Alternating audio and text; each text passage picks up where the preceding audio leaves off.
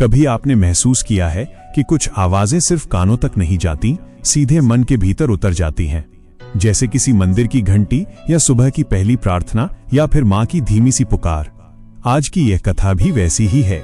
यह कोई साधारण कहानी नहीं है, ये समय की धारा में बहती हुई वो अनुभूति है जहां शब्द सिर्फ शब्द नहीं रहते बल्कि चेतना बन जाते हैं। आज जब आप ये सुन रहे हैं तो बस सुनिए मत, महसूस कीजिए, क्योंकि माँ सरस्वती की चमत्कारी कथा सुनी नहीं जाती, जिया जाती है। बहुत समय पहले की बात है, या शायद समय से भी पहले की, जब सृष्टि तो थी लेकिन उसमें स्पष्टता नहीं थी। आकाश था, धरती थी, जल था, वायु थी, अग्नि थी, लेकिन सब कुछ जैसे अधूरा था। आवाजें थी लेकिन अर्थ नहीं था। देखने के लिए आंखें थीं लेकिन समझने के लिए बुद्धि नहीं थी। बोलने के लिए कंठ था लेकिन शब्दों में शक्ति नहीं थी। जैसे कोई सुंदर शरीर हो लेकिन उसमें प्राण न हो। उसी शून्य और अस्पष्टता के बीच पहली बार प्रश्न उठा। यह प्रश्न किसी मनुष्य ने नहीं पूछा, क्योंकि तब मनुष्य भी पूर्ण नहीं था। यह प्रश्न स्वयं सृष्टि ने किया कि मैं हूं, लेकिन मेरा उद्देश्य क्या है? मैं चल रही हूं लेकिन दिशा कौन देगा? कहते हैं उस क्षण ब्रह्मांड में एक अद्भुत मौन फैल गया। ऐसा मौन जो डरावना नहीं था बल्कि प्रतीक्षा से भरा हुआ था। उसी मौन से एक कंपन उठा, बहुत सूक्ष्म, बहुत कोमल, जैसे वीणा की पहली तार को हल्के से छुआ गया हो। और उसी कंपन से जन्म हुआ ज्ञान का, शब्द का, स्वर का, चेतना का। वही थी माँ सरस्वती। माँ सरस्वती का प्रकट होना किसी युद्ध की तरह नहीं था। न कोई गर्जना, न कोई प्रलय। उनका अवतरण हुआ शांति के साथ। उनके हाथों में वीणा थी जो ये बताती है कि ज्ञान कभी शोर नहीं करता, वो धीरे धीरे आत्मा के तारों को छेड़ता है। उनके एक हाथ में पुस्तक थी जो ये संकेत देती है कि जीवन सिर्फ अनुभव से नहीं, अध्ययन से भी परिपक्व होता है। और उनके हाथ में कमंडल था जो ये सिखाता है कि ज्ञान जितना भरता है उतना ही विनम्र भी बनाता है।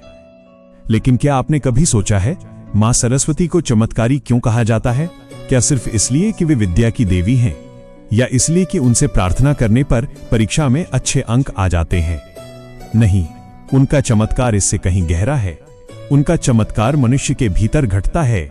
वो अंधकार को उजाले में नहीं बदलती, वो अंधकार में देखने की दृष्टि देती हैं। एक कथा बहुत कम कही जाती है। कहते हैं जब माँ सरस्वती पहली बार प्रकट हुई तो देवताओं ने उन्हें प्रणाम किया। ब्रह्मा ने उन्हें अपनी शक्ति माना, विष्णु ने उन्हें संतुलन का आधार कहा, शिव ने उन्हें मौन का स्वर कहा। लेकिन माँ सरस्वती मुस्कुराईं। उनकी मुस्कान में कोई गर्व नहीं था। उन्होंने कहा कि मैं वहां रहूंगी जहां जिज्ञासा होगी, जहां प्रश्न होंगे, जहां कोई बच्चा पहली बार अक्षर लिखते समय कांपते हाथों से कोशिश करेगा, जहां कोई वृद्ध अपनी आखिरी सांसों में भी कुछ समझ लेना चाहेगा। मैं वहां रहूंगी। और यही उनका पहला चमत्कार था। उन्होंने खुद को मंदिरों तक सीमित नहीं किया। वे गुरुकुलों में रहीं, वे आश्रमों में रहीं, वे साधारण झोपड़ियों में रहीं। वे उस माँ के आंचल में भी रहीं जो अपने बच्चे को कहानी सुनाकर सुलाती है। वे उस शिक्षक की आंखों में भी रहीं जो कम वेतन में भी पूरी निष्ठा से पढ़ाता है। वे उस कलाकार के हाथों में भी रहीं जो बिना किसी पहचान के दीवार पर चित्र बना देता है। समय बीतता गया, युग बदले, मानव ने बहुत कुछ सीखा, लेकिन हर युग में एक प्रश्न बार बार उठा, क्या ज्ञान सिर्फ किताबों में है? क्या बुद्धि सिर्फ अंक लाने से आती है? क्या विद्या सिर्फ डिग्री का नाम है? और हर बार उत्तर माँ सरस्वती ने नहीं दिया। उन्होंने उत्तर मनुष्य को खोजने दिया। यही उनका दूसरा चमत्कार था। वे कभी सीधे उत्तर नहीं देती, वे रास्ता दिखाती हैं। एक समय की बात है, एक छोटा सा गांव था, बहुत साधारण। वहां कोई बड़ा मंदिर नहीं था, कोई गुरुकुल नहीं था, बस मिट्टी के घर, खेत और एक छोटा सा तालाब। उसी गांव में एक बच्चा रहता था। उसका नाम कोई नहीं जानता था। लोग उसे बस गूंगा लड़का कहते थे। वो बोल नहीं पाता था। गांव के बच्चे उसका मजाक उड़ाते थे। शिक्षक उसे पढ़ाने से कतराते थे।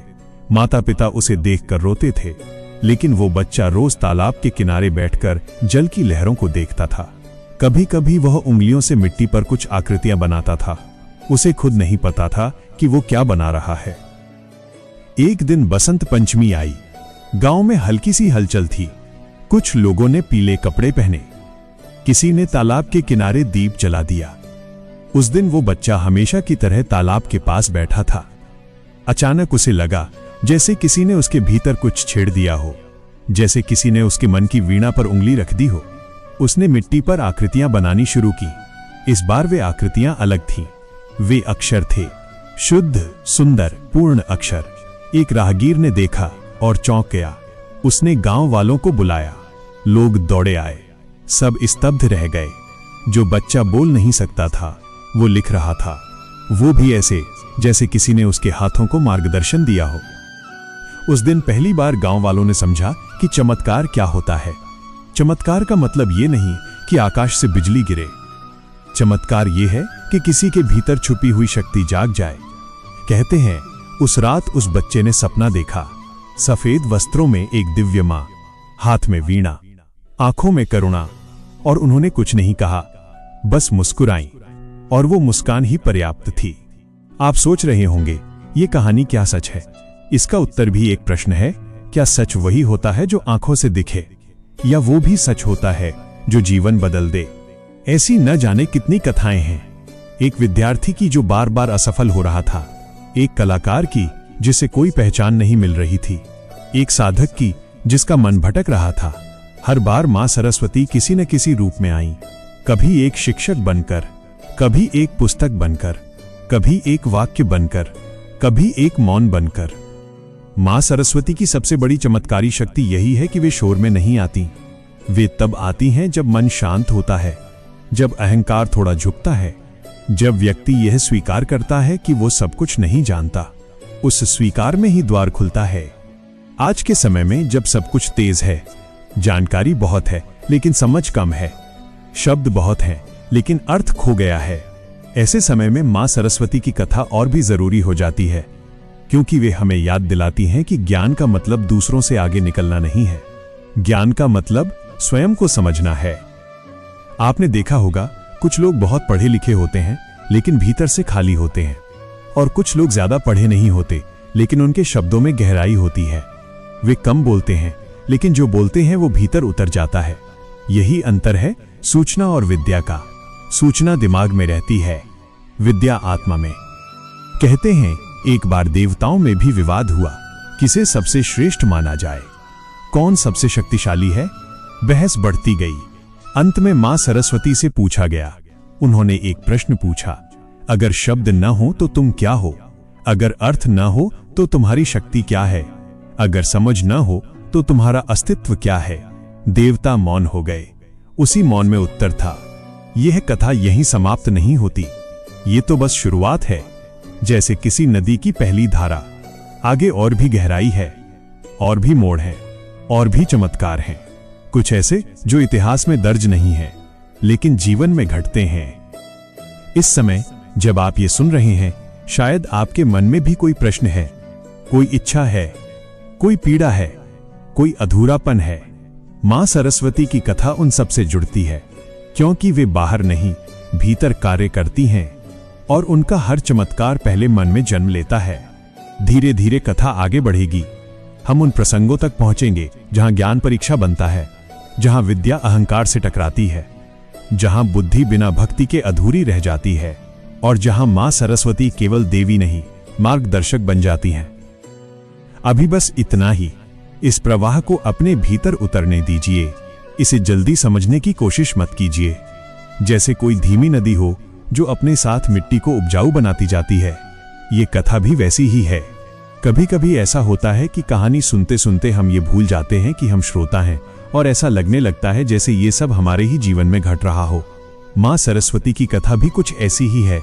ये बाहर घटती हुई घटनाओं से ज्यादा भीतर होने वाले बदलावों की कथा है। इसलिए इसे सुनते समय मन कहीं कहीं ठहरता है और कहीं कहीं अपने ही सवालों से टकरा जाता है।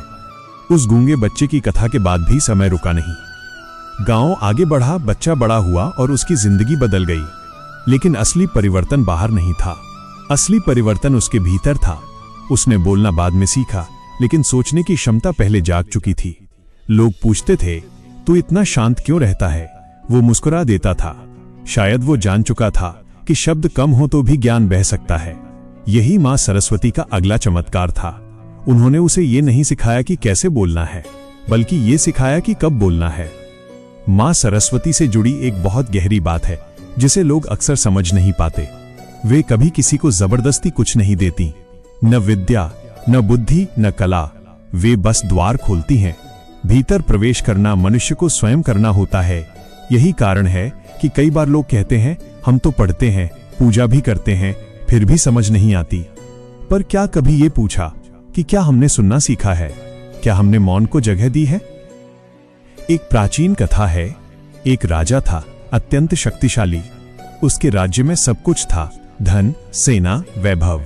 लेकिन एक चीज की कमी थी, वो निर्णय नहीं ले पाता था। छोटे छोटे निर्णयों में भी वह उलझ जाता। उसे लगता था कि बुद्धि होते हुए भी दिशा नहीं है। उसने बड़े बड़े विद्वानों को बुलाया, सबने ग्रंथों के उदाहरण दिए, लेकिन उसका मन शांत नहीं हुआ। अंत में किसी ने कहा, मां सरस्वती की उपासना कीजिए। राजा ने वैसा ही किया। भव्य पूजा, विशाल यज्ञ, दान दक्षिणा, लेकिन कुछ नहीं बदला। हताश होकर एक रात वो अकेला बैठा था। उसने पहली बार ईमानदारी से अपने भीतर झांका। उसने स्वीकार किया कि वो सब कुछ नियंत्रित करना चाहता है। वो सही होने के अहंकार में फंसा है। उसी क्षण उसे लगा जैसे कोई फुसफुसाहट हुई हो। कोई स्पष्ट आवाज नहीं, बस एक भाव कि अगर तुम सब कुछ जानना चाहते हो तो पहले यह स्वीकार करो कि तुम सब कुछ नहीं जानते। राजा रो पड़ा। वो रोना किसी हार का नहीं था, वो रोना हल्का होने का था। अगली सुबह से उसके निर्णय बदल गए। नहीं, वो अचानक विद्वान नहीं बन गया, लेकिन उसके फैसलों में स्पष्टता आने लगी। उसने सही लोगों को सही स्थान दिया। उसने सुनना शुरू किया। इतिहास कहता है कि उसके राज्य में उसके बाद शांति आई। लोग कहते हैं मां सरस्वती ने उसे बुद्धि दी, लेकिन असल में उन्होंने उससे उसका बोझ उतरवाया। यहां एक सवाल उठता है, क्या मां सरस्वती सिर्फ राजाओं, साधकों या विद्यार्थियों के लिए हैं? नहीं, वे उस किसान के लिए भी हैं जो मौसम को देखकर निर्णय लेता है। वे उस मां के लिए भी हैं जो अपने बच्चे को सही गलत सिखाती है। वे उस मजदूर के लिए भी हैं जो कम शब्दों में जीवन की गहरी बात कह देता है। कभी आपने गौर किया है, कुछ लोग बिना ज्यादा पढ़े भी बहुत समझदार होते हैं और कुछ लोग बहुत पढ़कर भी भ्रम में रहते हैं। फर्क कहाँ है? फर्क है ग्रहण करने की क्षमता में। मां सरस्वती ज्ञान नहीं डालती, वे पात्र बनाती हैं। पात्र जितना स्वच्छ होगा उतना ही वह भर पाएगा। एक और कथा है। एक आश्रम में दो शिष्य थे। दोनों समान रूप से पढ़ते थे। एक बहुत तेज था, सवाल जल्दी समझता, उत्तर तुरंत देता। दूसरा धीमा था, उसे बात समझने में समय लगता। गुरु दोनों को समान स्नेह देते। तेज शिष्य को यह अच्छा नहीं लगता। उसे लगता वो अधिक योग्य है।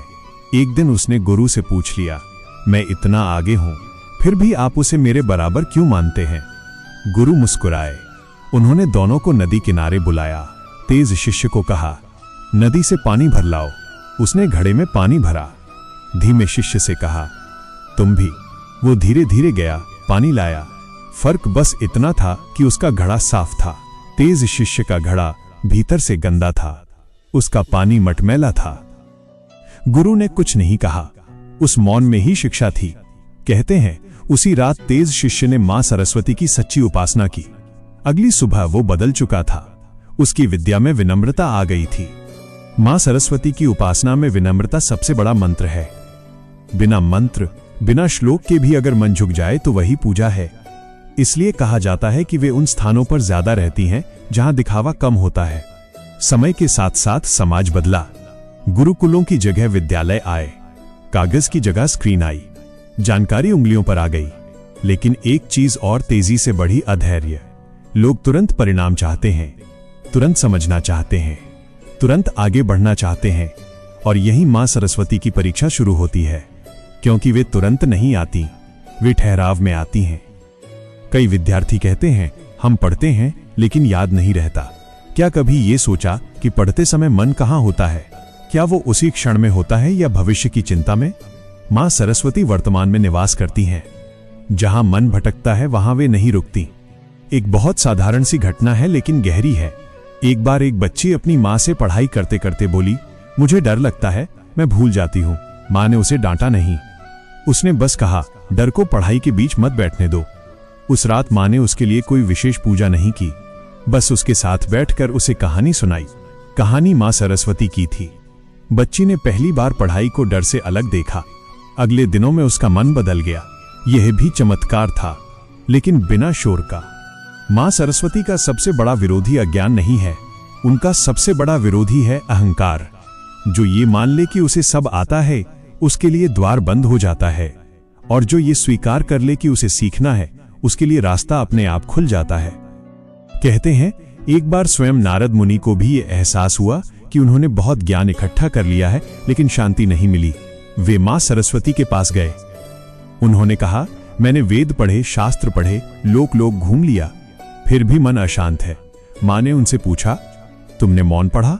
नारद चुप हो गए। उसी मौन में उन्हें उत्तर मिल गया।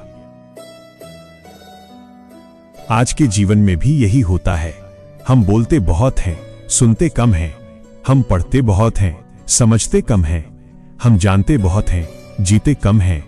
मां सरस्वती की कथा हमें धीरे धीरे इन परतों को खोलने के लिए है। इस कथा में आगे ऐसे प्रसंग आएंगे जहां विद्या का दुरुपयोग भी दिखेगा, जहां बुद्धि बिना करुणा के विनाश बन जाती है, जहां शब्द बिना सत्य के खोखले हो जाते हैं, और वहीं मां सरस्वती का एक और रूप सामने आएगा, संयम का, विवेक का। अभी इस बहाव को थामिए मत, इसे अपने भीतर चलने दीजिए, जैसे किसी पुराने दीपक की लौ जो हवा में भी स्थिर रहती है। आगे और कथाएं हैं, और भी जीवन के आईने हैं, और भी ऐसे क्षण जहां आप खुद से मिलेंगे। धीरे धीरे जब कथा आगे बढ़ती है तो एक बात और स्पष्ट होने लगती है कि मां सरस्वती केवल ज्ञान देने वाली शक्ति नहीं है, वे ज्ञान को संभालने की कला भी सिखाती हैं। क्योंकि ज्ञान अगर सही हाथों में न हो तो वो दीपक की तरह प्रकाश देने के बजाय आग बन सकता है। यही कारण है कि शास्त्रों में विद्या से पहले विवेक की बात आती है।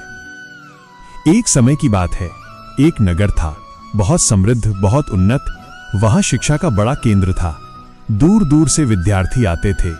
उस नगर में एक युवक भी आया, अत्यंत बुद्धिमान, तीव्र स्मरण शक्ति वाला, जो एक बार पढ़ लेता उसे कभी भूलता नहीं। गुरुजन उससे प्रभावित थे, साथी विद्यार्थी उससे ईर्ष्या करते थे। धीरे धीरे उस युवक के भीतर यह भाव आने लगा कि वो सबसे श्रेष्ठ है। उसे लगने लगा कि नियम उसके लिए नहीं बने। उसे लगता वो प्रश्न पूछने के लिए नहीं, उत्तर देने के लिए पैदा हुआ है। एक दिन उसने सभा में अपने ही गुरु की बात काट दी। सब स्तब्ध रह गए। गुरु ने कुछ नहीं कहा, उन्होंने बस उसे देखा। वो दृष्टि कठोर नहीं थी, पर गहरी थी। उस दिन के बाद उस युवक की बुद्धि वैसी नहीं रही। वो पढ़ता तो था, लेकिन मन उलझा रहता। वो बोलता तो था, लेकिन शब्द खाली लगते। उसे लगने लगा कि कुछ छूट रहा है। कई रातों तक वो सो नहीं पाया। अंततः उसने एक रात अकेले बैठकर सोचा, आखिर ऐसा क्या बदल गया। तभी उसे याद आई मां सरस्वती की एक पुरानी सीख, जो उसने कभी ध्यान से नहीं सुनी थी, कि विद्या को झुकना आना चाहिए। उसी क्षण उसने पहली बार अपने अहंकार को देखा। वह रोया। कोई देखने वाला नहीं था, कोई प्रशंसा नहीं थी, बस एक स्वीकार था। अगले दिन वो गुरु के चरणों में बैठा। कुछ कहा नहीं, गुरु ने भी कुछ नहीं कहा, पर उसी मौन में वो वापस जुड़ गया। ये भी एक चमत्कार था मां सरस्वती का, क्योंकि उन्होंने उसकी बुद्धि नहीं छीनी थी, उन्होंने बस उसे आईना दिखाया था।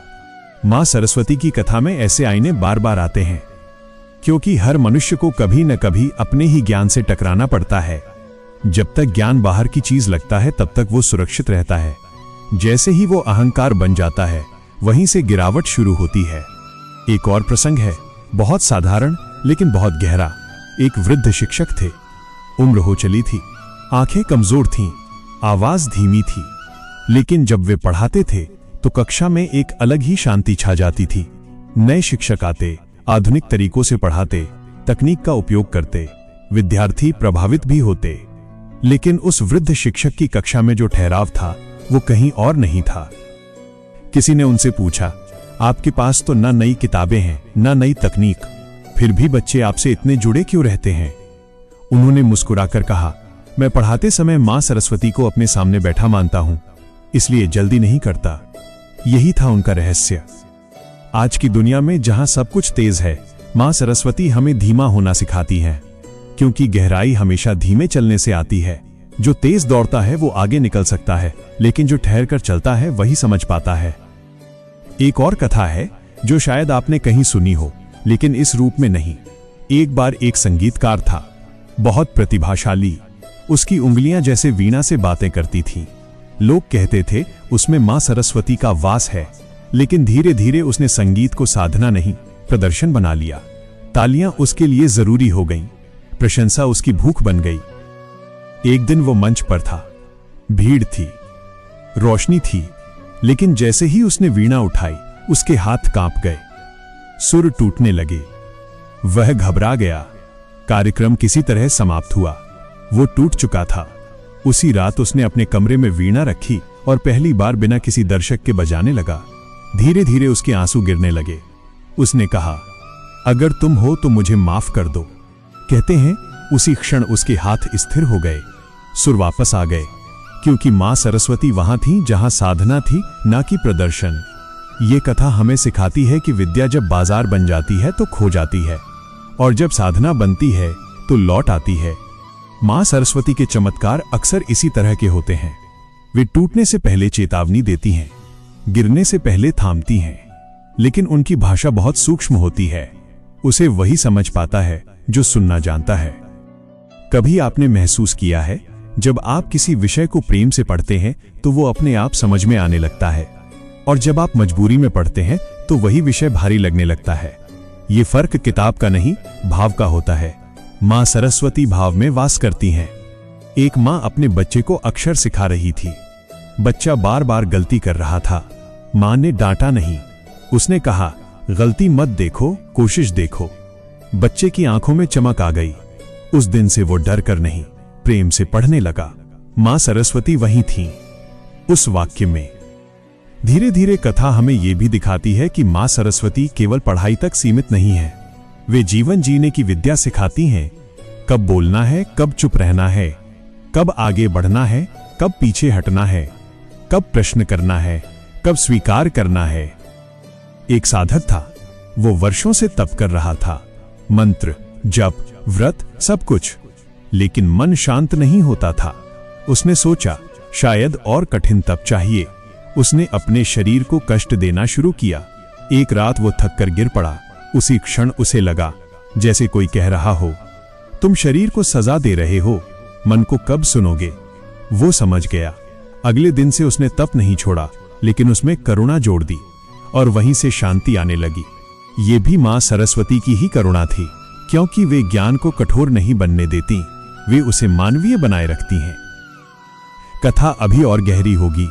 आगे ऐसे प्रसंग आएंगे जहां विद्या और सत्ता का टकराव होगा, जहां ज्ञान का उपयोग सही और गलत के बीच खड़ा होगा, और वहां मां सरस्वती का एक और रूप दिखाई देगा, न्याय का, संतुलन का। अभी इस पल को थामिए, अपने भीतर ये प्रश्न रखिए कि आपके जीवन में विद्या का अर्थ क्या है। क्या वो सिर्फ जानना है या समझना भी है? क्या वो दिखाना है या जीना भी है? कथा आगे बढ़ेगी और हर मोड़ पर वो आपसे कुछ पूछेगी, कुछ छुएगी, कुछ बदलेगी। कथा जब अपने अंतिम मोड़ पर आती है तो वो बाहर की घटनाओं से ज्यादा भीतर की सच्चाई को उजागर करती है। मां सरस्वती की चमत्कारी कथा भी अब उसी बिंदु पर पहुंचती है जहां प्रश्नों का शोर नहीं रहता, सिर्फ समझ की शांति बचती है। अब तक आपने देखा कि मां सरस्वती कभी सीधे सामने आकर चमत्कार नहीं दिखाती, न कोई आकाशवाणी, न कोई अलौकिक दृश्य। उनका चमत्कार मनुष्य के भीतर घटता है, बहुत शांत, बहुत धीमे, जैसे बीज मिट्टी में फूटता है। बाहर से कुछ नहीं दिखता, लेकिन भीतर पूरी सृष्टि बदल जाती है। एक अंतिम कथा है जिसे बहुत कम लोग समझ पाते हैं। एक वृद्ध स्त्री थी, न उसने कभी शास्त्र पढ़े थे, न किसी विद्यालय में गई थी।